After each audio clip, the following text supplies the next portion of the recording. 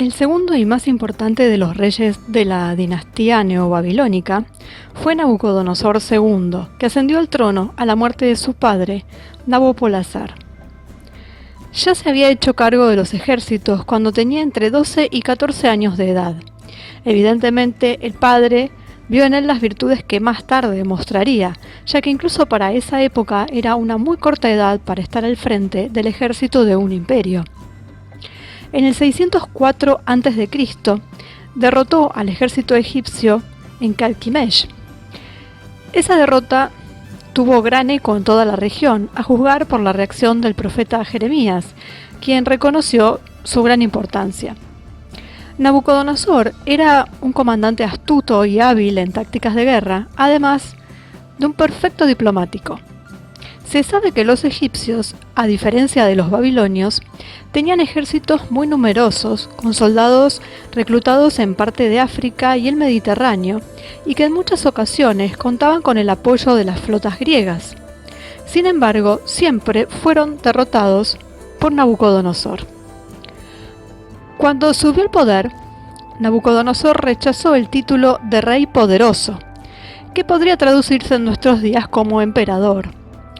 Era una expresión tomada de los asirios y que su padre utilizaba también como título real, pues eran príncipes de su imperio y monarcas de reinos aledaños que habían sido anexados. De esta forma renunciaba al concepto de imperio universal, demostrando gran claridad en su accionar, como más adelante veremos. En nuestros días podríamos tomarlo como una persona que rechazaba el globalismo, para llevarlo a un parangón moderno. En sus primeros 10 años de reinado, llevó adelante grandes campañas militares. Él iba y venía con todo su poder militar para mostrar fuerza y no ser forzado a usarla, es decir, que lo hacía con fines disuasorios y no tener que pagar los costos de terribles batallas. Eso no quita que no haya tenido que recurrir a la fuerza en más de una ocasión, como ya veremos. Así, lograba tener ciertos periodos de paz, difícil en aquellas épocas, que favorecían la economía, el comercio y garantizaban una existencia pacífica entre las diversas poblaciones que constituían su imperio. De cada uno de estos reinos anexados cobraba un tributo, con el que financiaba sus campañas, construía obras de defensa y también embelleció la ciudad. Por ejemplo, pavimentó los caminos, reconstruyó los templos y cavó canales. Se le atribuye también la construcción de los jardines colgantes, una de las 7 maravillas del mundo antiguo. Su estrategia militar se basaba en anticipar los ataques enemigos, que en su mayor parte eran ataques egipcios, y marchar contra su ejército para evitar que pasaran cierta línea, que él ya consideraba peligrosa.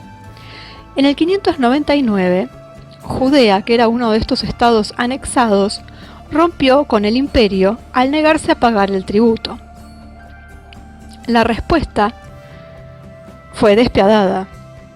Nabucodonosor lanzó ataques a los reinos circundantes, reinos árabes que circundaban Judea, para fortalecer su poderío y dejar en claro lo que significaba romper con el imperio.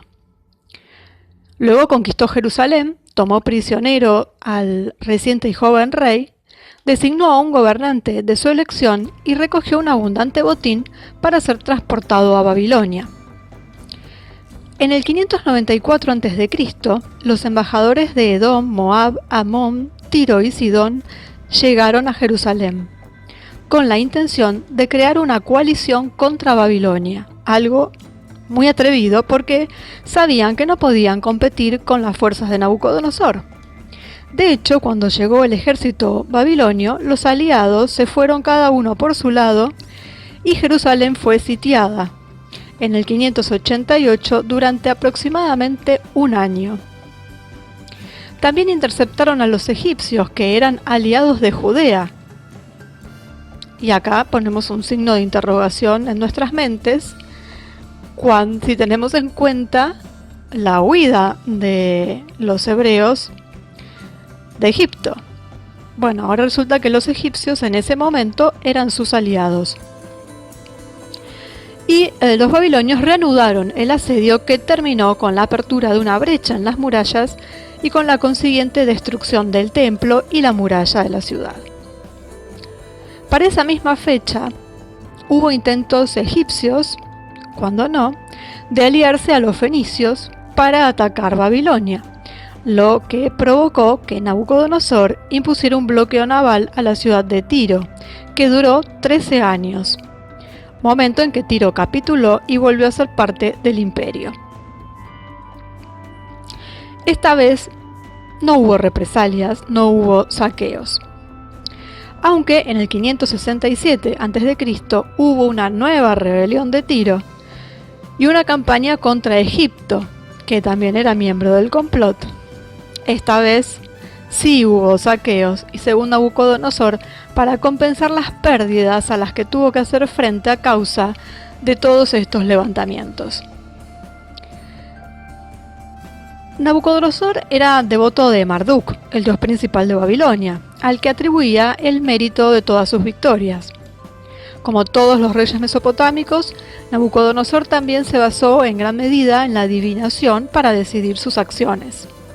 El símbolo del león fue muy importante para él y para la ciudad, símbolo de la fuerza y la protección.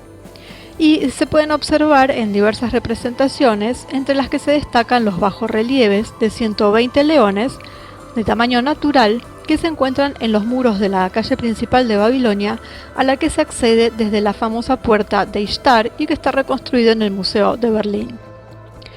Es interesante mencionar que los babilonios intentaron, con todas las técnicas disponibles en ese momento, retroceder en el tiempo, figurativamente, para encontrar el camino recorrido por el hombre. Por eso reconstruían los santuarios, buscaban evidencia material, arqueológica y escrita de la conformación exacta de esos santuarios al momento de su edificación.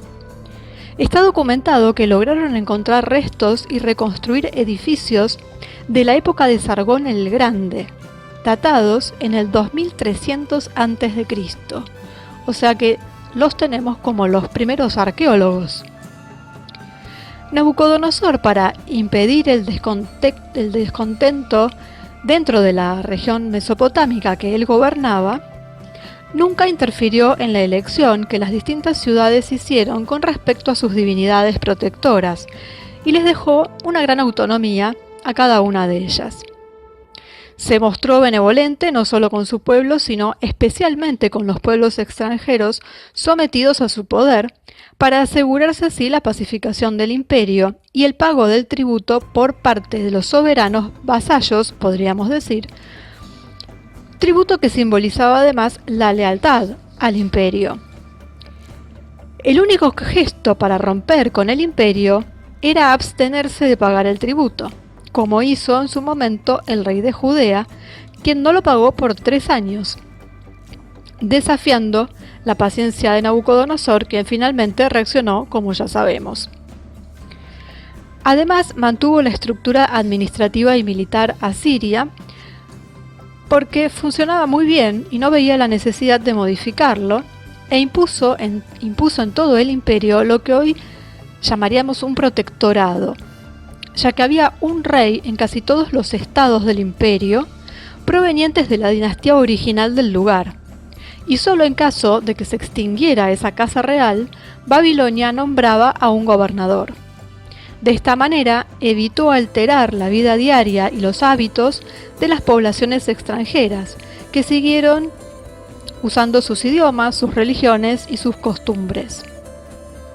Las 4 poblaciones más presentes bajo Nabucodonosor fueron los hebreos, los árabes, los egipcios y los fenicios, y todos usaban el arameo para el contacto entre los pueblos. Para recuperar esta historia de Nabucodonosor, hay bastante bibliografía, por suerte, y muy precisa en algunos casos, tanto en arameo como en babilónico, en hebreo y en griego. En la Biblia tenemos el segundo libro de los Reyes, las Crónicas, los libros de Jeremías, Isaías, Daniel y otros más, que quizás no hablan tanto como estos primeros que mencioné, pero que también hacen mención, que obviamente centraron su atención en el destino del reino de Judea. Pero a pesar de esta visión sesgada en un punto, la información es útil para tener una comprensión de los hechos diferente de la de los babilonios. Y después tenemos las crónicas de Babilonia, donde obviamente solo registra eventos que tienen que ver con Babilonia, y más precisamente con su rey. Así que es bueno saber que Nabucodonosor no es el monstruo que nos presentaron durante siglos. Fue un rey, como la mayoría de los de su tiempo, bastante tolerante, por cierto, en cuanto a las costumbres, algo que luego veremos en los romanos, y que finalmente esa leyenda negra que se fue gestando a lo largo de los siglos, a la que ayudaron autor tras autor y que se fue formando como una bola de nieve, nos ocultó finalmente cómo fueron los acontecimientos y qué pasaba en esa tierra en aquel entonces. Así que ya podemos ver con mejores ojos a Nabucco, como lo llamó Verdi, y ya sabemos que la verdad va saliendo a la luz y de a poco vemos nuestra historia sin esa oscuridad impuesta por el milenario estado profundo, porque en definitiva es nuestra historia, porque de ahí surgieron muchas civilizaciones de las cuales nosotros somos descendientes, y que nos fue ocultada, tergiversada, y bueno, lo que decimos siempre, ¿no? Así que un punto para Nabucodonosor en cuanto a que no era el tipo tan malo que nos presentaban. Tenía sus cosas, pero también había que vivir en esa época siendo un casi emperador, rodeado de tantos reinos menores y que estaba en constante complot, sobre todo con los fenicios, siempre tratando de romper los lazos y romper la paciencia de Nabucco, junto a los fenicios que tenían lo suyo, y bueno, cada uno tratando de hacer su parte. Y reacciones lógicas y no sé si hasta decir moderadas, si comparamos con otros reyes de ese momento y posteriores. Así que bueno, el gran Nabucco, hay que ver la ópera, que también es muy linda. Y bueno, nos quedamos con esta visión de Babilonia bajo Nabucodonosor, que fue su gran rey. Y algo que nunca se le da tanta importancia o no se cuenta, sobre todo en las escuelas, en los colegios, son épocas de la historia por donde siguen de largo y solamente nos mencionan que hubo un imperio llamado Babilonia, pero no entran en ningún detalle, en ninguno. O sea, ni siquiera en el hecho de que hayan destruido el templo de Salomón. No mencionan nada, simplemente es un ítem más en una lista. Y eso da que pensar. ¿Por qué es así? ¿Y por qué nos hablan mucho sobre otras cosas? Así que bueno, seguimos avanzando en el mapa de Q, en nuestra historia, y seguimos develando no misterios, pero sí historias ocultas, y evidentemente ocultas adrede, y desmistificando leyendas negras que no fueron para tanto.